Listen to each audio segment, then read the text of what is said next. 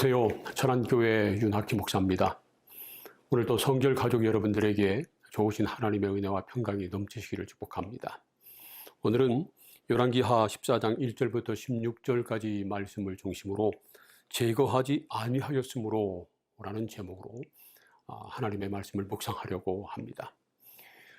금광석을 용광로에 놓고 오랫동안 재련하면 불순물이 다 사라지고 순전한 금, 정금이 됩니다. 그런데 재련을 잘못해서 불순물이 남아있든지 아니면 재련하는 과정에 잘못해서 불순물이 들어가면 순전한 정금이 될 수 없습니다. 하나님께서는 우리가 순전한 금과 같은 그런 믿음의 사람 되기를 원하십니다. 그러나 우리 안에 죄악이 남아있으면 우리는 정금 같은 그리스도인이 될 수 없습니다.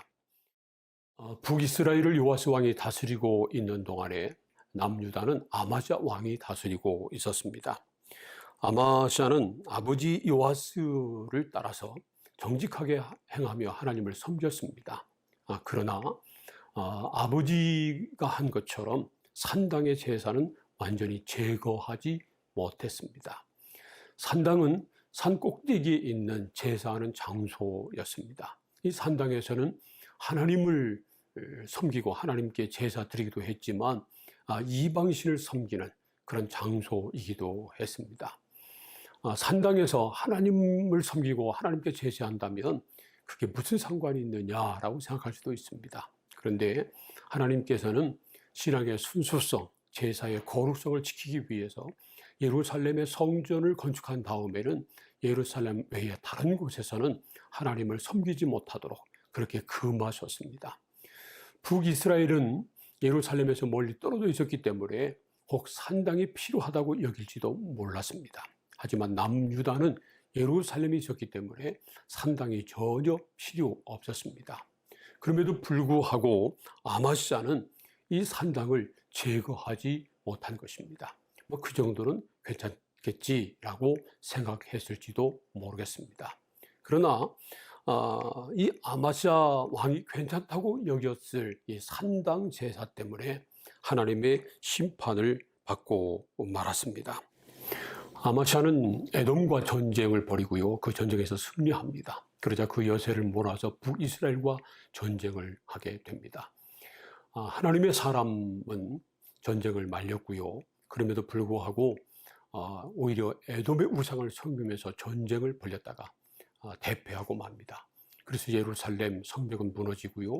그리고 성전의 기물을 빼앗기고 많은 사람들이 포로로 잡혀가게 됐습니다. 산당을 제거하지 않은 결과였습니다.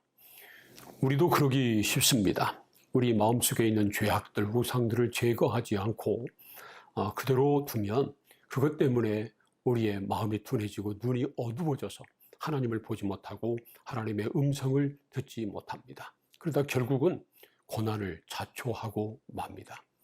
그래서 무엇보다 중요한 것은 우리 마음속에 있는 죄악을 제거하고 우리 마음속에 높아진 우상들을 다 허물어 드리는 것입니다.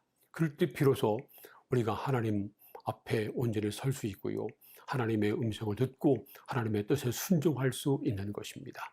사랑하는 성결 가족 여러분, 오늘 또 우리가 우리 마음속에 있는 모든 죄악들 예수 그리스도의 십자가 피로 깨끗하게 제거하고 우리 안에 있는 우상들 다 무너뜨리고 온전히 하나님 앞에 엎드려 하나님의 은혜 가운데 승리하는 오늘 하루가 될 수 있기를 주님의 이름으로 축복합니다.